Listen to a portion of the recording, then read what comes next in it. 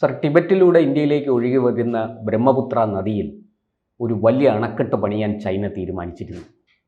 അതിനെതിരെ ഇന്ത്യയിൽ അരുണാചൽ പ്രദേശിൽ ദിബാങ് എന്ന് പറയുന്ന പ്രദേശത്ത് ഇന്ത്യയും ഒരു വലിയ അണക്കെട്ട് പണിയുകയാണ്. ഈ ചൈനയുടെ അണക്കെട്ടിനേക്കാൾ ഉയരമുള്ള അണക്കെട്ടാണ് ഇന്ത്യ പണിയുന്നത്. എന്തുകൊണ്ടാണ് സാർ ഇന്ത്യ ഇങ്ങനെ ഒരു നീക്കം നടത്തുന്നത്? എന്തിനാണ് ഇത്രയും ഉയരമുള്ള ഒരു അണക്കെട്ട് ബ്രഹ്മപുത്ര നദിയിൽ നിർമ്മിക്കുന്നത്? ഇതിനകത്ത് വേറൊരു സംശയം നമുക്കുണ്ടാകുന്നു. നമ്മളിപ്പം ഇന്ത്യയും ചൈനയുമായിട്ട് വലിയൊരു സൗഹൃദത്തിലേക്ക് കടന്നിരിക്കുകയാണ്. ഈ അവസരത്തിൽ ചൈനയിൽ നിന്ന് ഇങ്ങനെയൊക്കെ പ്രതീക്ഷിക്കുമോ, അങ്ങനെയൊക്കെ സംഭവിക്കുമോ എന്നും ആലോചിക്കാൻ വകയില്ലേ ശരിക്കും പറഞ്ഞു കഴിഞ്ഞാൽ. കാരണം ട്രംപിനെയൊക്കെ ഞെട്ടിച്ച ഒരു സൗഹൃദ ആണ് നമ്മളിപ്പോൾ ഉണ്ടാക്കിയെടുത്തിരിക്കുന്നത്.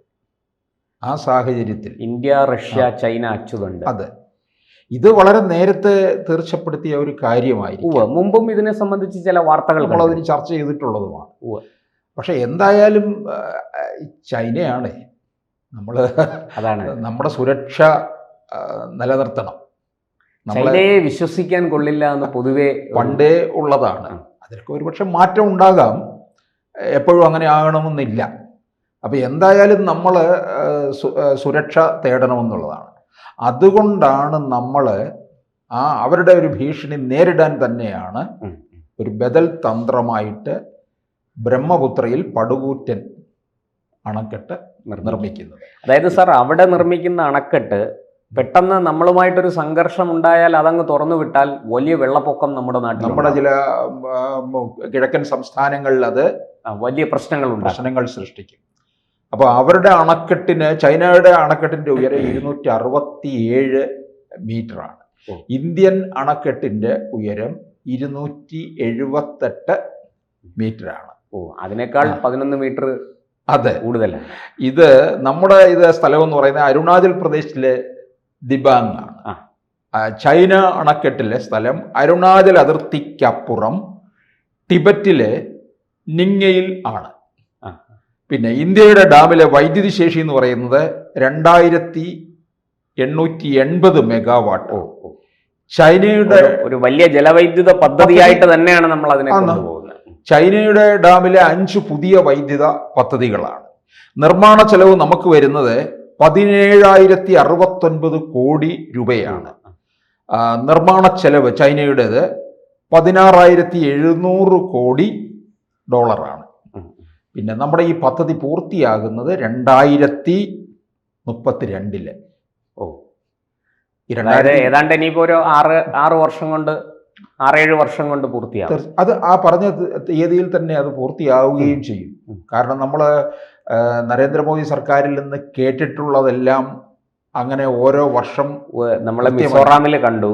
അതെ, മോദി അധികാരത്തിലെത്തി മിസോറാമിൽ റെയിൽവേ എത്തിക്കുമെന്ന് പറഞ്ഞ് തറക്കല്ലിട്ടു. കൃത്യം 11ാം വർഷം 2025 അത് പൂർത്തിയാക്കുമെന്ന് പറഞ്ഞു. 2025 അവിടെ ട്രെയിൻ ഓടിത്തുടങ്ങി. വലിയൊരു വിപ്ലവമല്ലേ നടന്നത്? അതെ.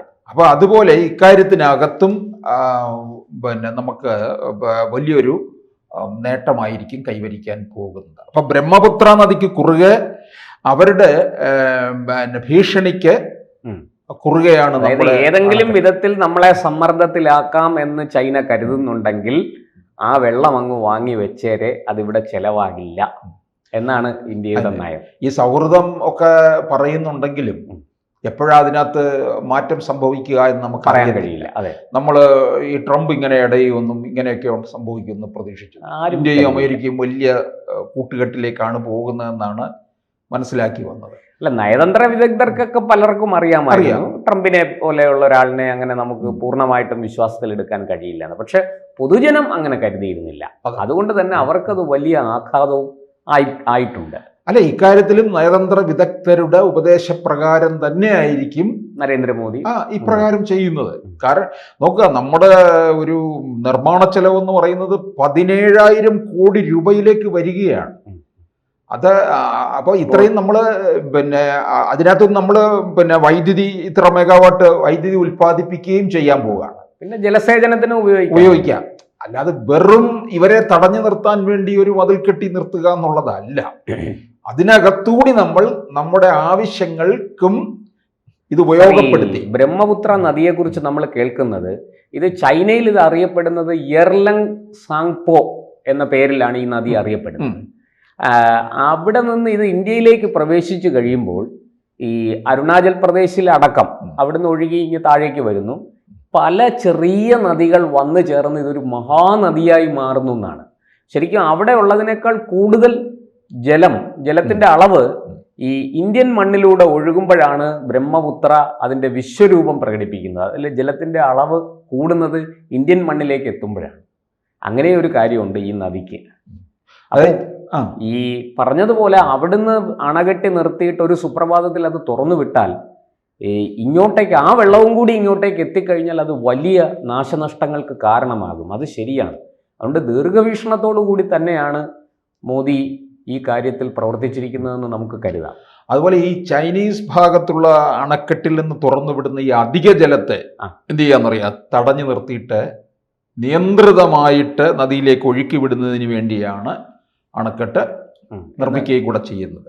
ഔദ്യോഗിക വിശദീകരണം വന്നിരിക്കുന്നു. ഔദ്യോഗിക വിശദീകരണം അത്തരത്തിലാണ്. അപ്പൊ ഇത് അവരുടെ നമുക്കൊരു പ്രതിരോധം, ഒപ്പം നമ്മള് വൈദ്യുതി ആവശ്യങ്ങളും നടക്കും, കൃഷി ആവശ്യങ്ങൾക്കുള്ള ഉപയോഗവും നടക്കും എന്നുള്ളതാണ് ഇതിനകത്ത് നിന്ന് തെളിഞ്ഞിരിക്കുന്നത്.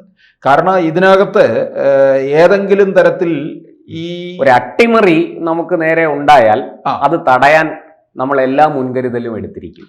കാരണം ഇത് 2032 പദ്ധതി തീരുന്നുള്ളൂ.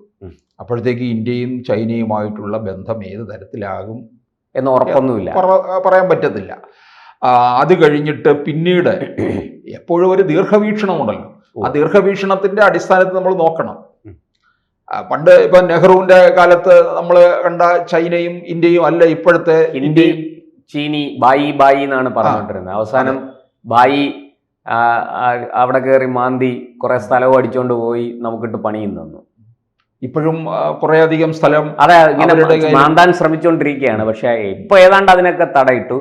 ഈ 1970-കൾക്ക് ശേഷം ഇന്ത്യയുടെ ഭൂമി ചൈന പിടിച്ചെടുത്തിട്ടില്ല എന്നാണ് കണക്കുകൾ വ്യക്തമാക്കുന്നത്.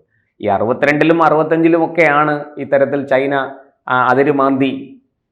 പക്ഷെ രാഹുൽ ഗാന്ധി പറഞ്ഞ കാര്യമുണ്ടല്ലോ, അവരെ കുറെ സ്ഥലം നമ്മുടെ സ്ഥലം അവരുടെ കൈവശം ഇരിക്കുകയാണ്. ശരിയാണ്. രാഹുൽ ഗാന്ധിയുടെ മുതുമുത്തച്ഛൻ ഭരിച്ചുകൊണ്ടിരുന്നപ്പോ കൊണ്ടുപോയതാണ് അക്സായിച്ചിൻ ഉൾപ്പെടെയുള്ള. സമീപകാലത്തൊന്നും സംഭവിച്ചിട്ടില്ല. അത് പാർലമെന്റിൽ തന്നെ വന്നപ്പോൾ ആ വിഷയത്തിന് നമ്മുടെ വിദേശകാര്യമന്ത്രി എസ് ജയശങ്കറും അതുപോലെ അന്ന് പ്രതിരോധ മന്ത്രി ആയിരുന്ന നിർമ്മല സീതാരാമനും ഒക്കെ അക്കാര്യത്തിൽ വ്യക്തമായ മറുപടി കൊടുത്തിട്ടുണ്ട്. മുമ്പ് പലതവണ പാർലമെന്റിൽ രാഹുൽ ഗാന്ധി ഈ വിഷയം ഉന്നയിച്ചിട്ടുണ്ട്.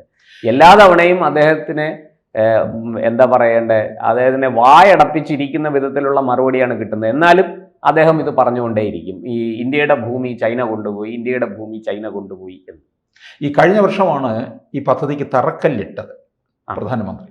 പക്ഷേ അങ്ങനെ തറക്കല്ലിട്ടു എങ്കിലും കുറച്ച് നാളായിട്ട് ഇത് ഇഴഞ്ഞ് നീങ്ങുകയാണ് ചെയ്തത്. പക്ഷെ ഇപ്പോൾ ഇത് ചൈനയുടെ ഭാഗത്ത് നിന്ന് കാര്യങ്ങൾ ദ്രുതഗതിയിലേക്കായി കഴിഞ്ഞപ്പോൾ നമ്മളും അതേ സ്പീഡിൽ ദ്രുതഗതിയിലേക്ക് കാര്യങ്ങൾ മാറ്റിക്കൊണ്ടു പോവുകയാണ്. അപ്പോൾ ചൈന ഏതാണ്ട് 2032 അണക്കെട്ട് പൂർത്തിയാവും. എനിക്ക് തോന്നുന്നു അവരുടേത് ചിലപ്പോൾ 2032 അവസാനമായിരിക്കും, നമ്മൾ 2032 ആദ്യം. കാരണം അണക്കെട്ടിന്റെ ഉയരം തന്നെ അവർ 267 ആയപ്പോൾ നമ്മൾ 278-ലാണ്. അതുപോലെ നിർമ്മാണ ചെലവ്, അങ്ങനെ ഓരോ കാര്യങ്ങളും നമ്മൾ അവരെക്കാൾ അഡ്വാൻസ്ഡ് ഉയരത്തിൽ തന്നെ ആണ് നിൽക്കുന്നത്. അപ്പോൾ എന്തായാലും ഇതൊരു വലിയ വിപ്ലവം തന്നെ ആയിരിക്കും എന്നുള്ളതാണ്. കൂടുതൽ വാർത്തകളും വിശേഷങ്ങളും നിങ്ങളിലേക്ക് എത്താൻ ABC മലയാളം സബ്സ്ക്രൈബ് ചെയ്യുക, ബെൽ ബട്ടണും അമർത്തുക.